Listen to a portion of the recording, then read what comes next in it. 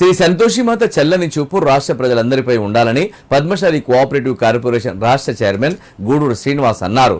సిద్దిపేట జిల్లా కేంద్రంలోని సంతోషిమాత దేవాలయం 34వ వార్షికోత్సవ కార్యక్రమంలో ఆయన పాల్గొన్నారు.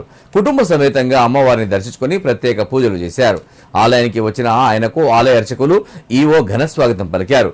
అనంతరం ఆలయ అర్చకులు వారికి వేద ఆశీర్వాదం ఇచ్చారు. ఈ సందర్భంగా ఆయన మీడియాతో మాట్లాడారు.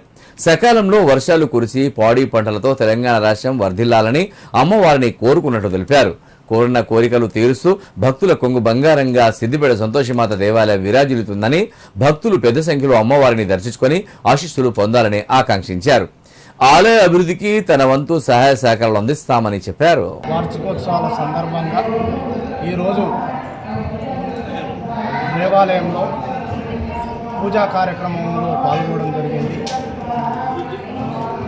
నియోజకవర్గ ప్రజలంతా సుఖ సంతోషాలతో ఉండాలని, రైతాంగం అంతా పంటలతో సుఖ సంతోషాలతో ఉండాలని, ఈ ప్రాంత ప్రజలందరూ అన్ని రంగాల్లో ముందుకు పోవాలని సంతోషిమాతను ప్రార్థించడం జరిగింది.